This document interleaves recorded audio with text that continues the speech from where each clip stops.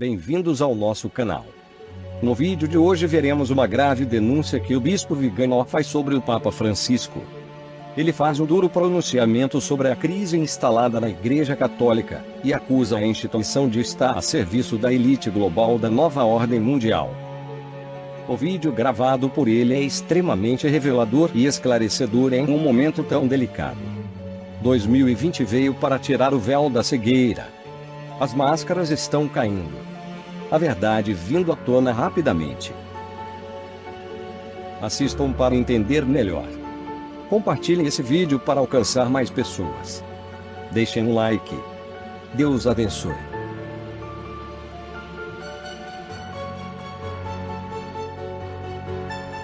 Queridos amigos, antes de começar esta minha palestra, permitam-me estender os meus sinceros cumprimentos a todos vocês.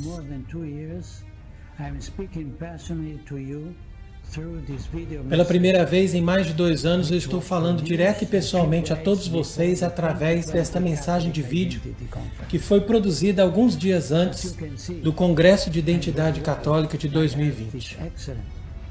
Como vocês podem ver muito bem, eu estou bem de saúde e ainda estou muito melhor espiritualmente.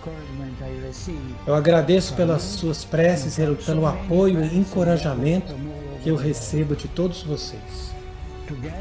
Muitos amigos e irmãos de todo o mundo, estamos juntos, unidos em oração nesta santa batalha na qual somos chamados a lutar.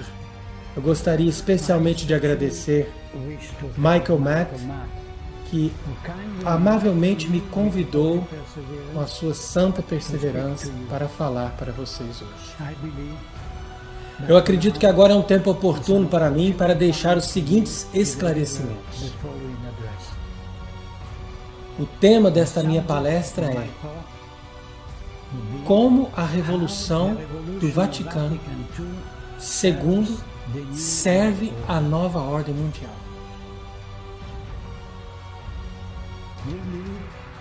Nós vivemos em tempos extraordinários.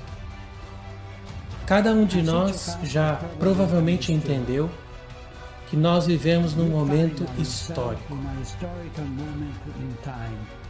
No tempo em que os eventos do passado, que estavam aparentemente desconectados, agora provam estar inequivocamente conectados.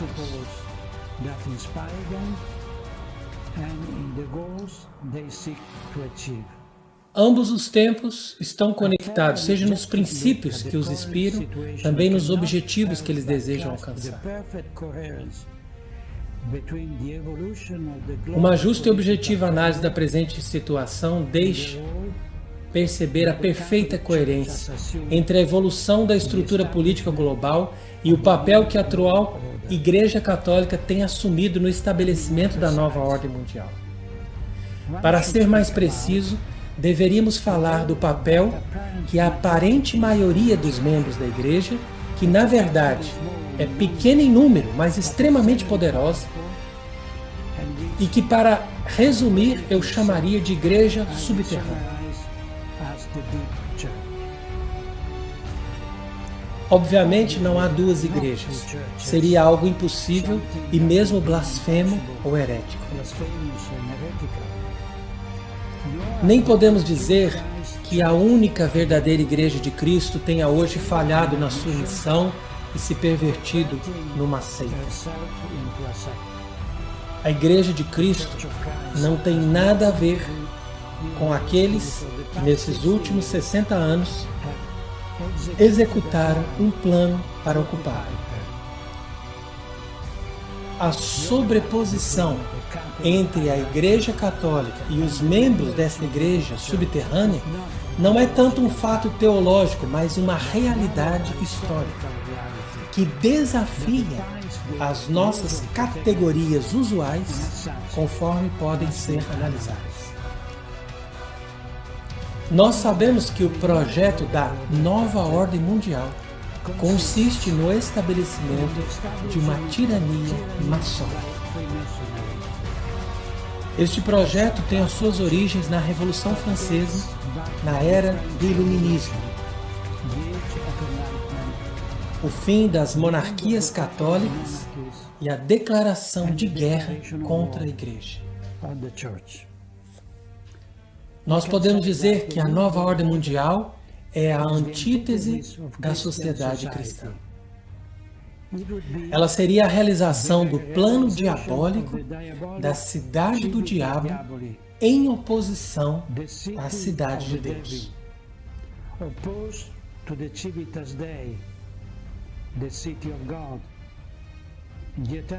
Nesta eterna luta entre a luz e as trevas, entre o bem e o mal, entre Deus e Satanás. Nesta batalha, a providência colocou a Igreja de Cristo, e particularmente o Supremo Pontífice, como o caterro, ou seja, aquele que impede a manifestação do mistério da iniquidade. Conforme segunda carta aos Tessalonicenses, capítulo 2, versículos 6 e 7. E a Sagrada Escritura nos adverte que na manifestação do Anticristo, este obstáculo, ou caterro, vai deixar de existir. Parece que, para mim, é evidente que o fim dos tempos está agora se aproximando diante dos nossos olhos. Uma vez que o mistério da iniquidade se espalhou através do mundo e desapareceu completamente a corajosa oposição que era exercida pelo Papa, ou seja, pelo caterro, em grego. Não cometamos o grave erro de dizer que o que está acontecendo é normal, julgando o que está acontecendo com parâmetros sociológicos ou canônicos que uma situação normal poderia pressupor. Nestes tempos extraordinários em que vivemos, em que a presente crise da Igreja é realmente única e extraordinária, os acontecimentos vão muito além do normal, o que os nossos pais conheceram. Nesses tempos extraordinários, nós podemos ouvir um Papa enganar os fiéis e ver príncipes da Igreja acusados de crimes que, em outros tempos, causariam horror e os levaria a uma severa punição.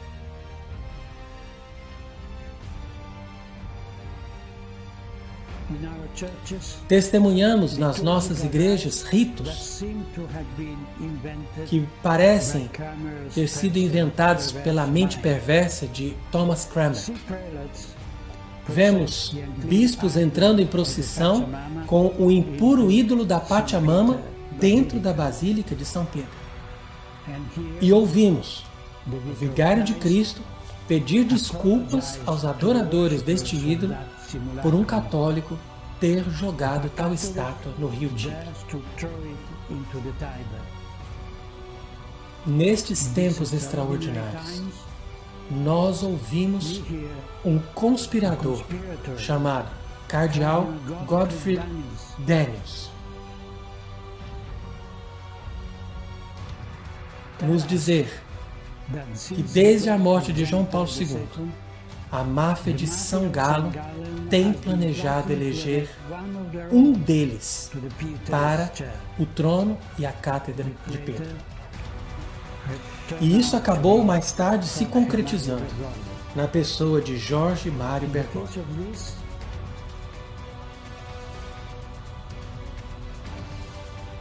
Diante destas desconcertantes revelações, nós poderíamos ficar atônitos de perceber que nem cardeais, nem bispos expressam sua indignação e nem pedem que a verdade venha à luz.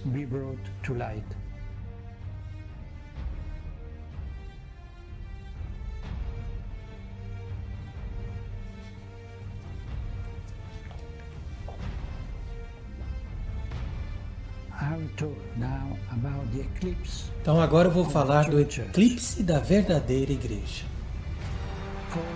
Nos últimos 60 anos, nós temos testemunhado o eclipse da verdadeira igreja.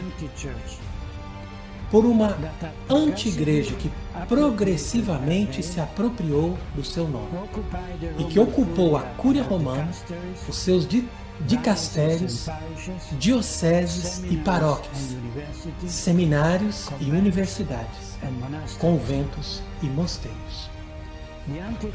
A anti-igreja usurpou a autoridade da Igreja Romana e os seus ministros vestiram os seus sagrados paramentos. Esta anti-igreja, usando o prestígio da Igreja Católica, se apropriou dos seus tesouros, das suas contas e das suas finanças.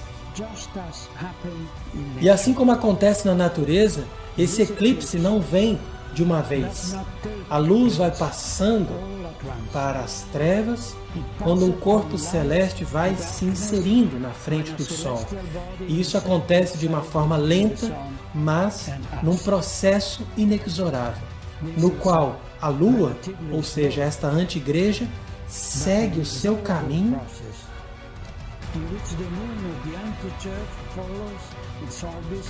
até cobrir completamente o Sol, gerando um cone de sombra que se projeta sobre a Terra. Agora nós nos encontramos nesta sombra doutrinal, moral, litúrgica e disciplinar.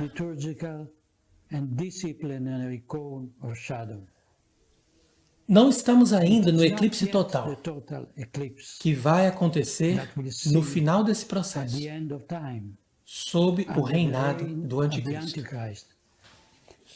Mas é um eclipse parcial, que nos deixa ver apenas uma coroa luminosa da luz do Sol em volta do disco negro do astro que o cobre.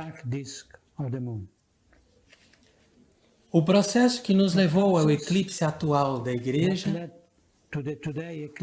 começou, sem dúvida, com o modernismo.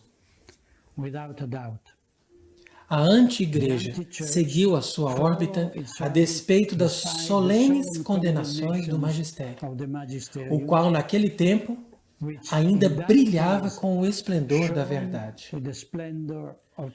Mas com o Concílio Vaticano II, as trevas desta nefasta entidade entrou em frente da Igreja.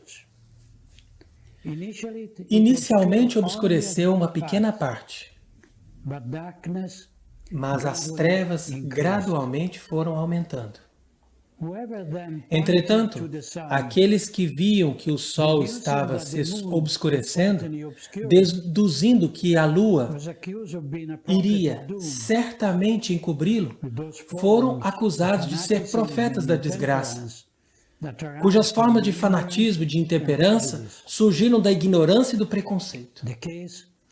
Esse é o caso do arcebispo Marcel Lefebvre e alguns outros prelados. E a perseguição que eles sofreram confirma, por outro lado, a aguçada visão desses pastores e, ao mesmo tempo, a desarticulada reação dos seus adversários, que, vendo que perdiam o seu poder, usaram da sua autoridade para negar as evidências e manter escondidas as suas verdadeiras intenções.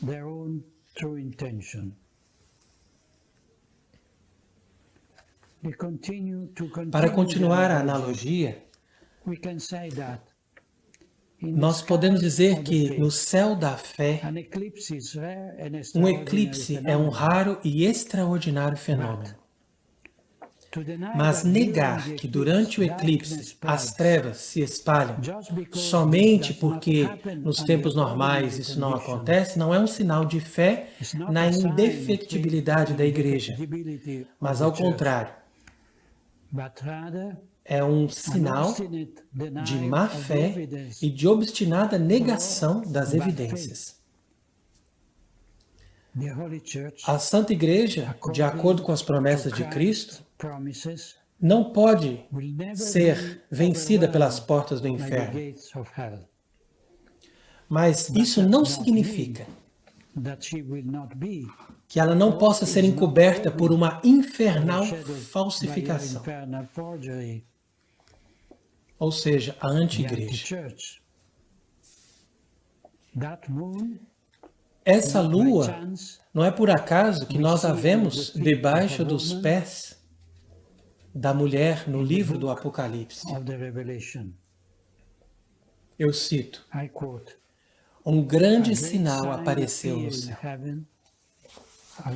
Uma mulher vestida do sol, com a lua sob os seus pés e na sua cabeça uma coroa de 12 estrelas. A lua está debaixo dos pés da mulher, que por sua vez está acima de qualquer tipo de mudança, acima de qualquer corrupção terrena e acima do destino do reino terrestre, do espírito desse mundo. E também imagem da igreja vestida de sol, deste sol da justiça que é Cristo. Ela é imune de todo o poder do demônio. Conforme ela toma parte no mistério da imutabilidade do próprio Cristo, como escreveu Santo Ambrósio.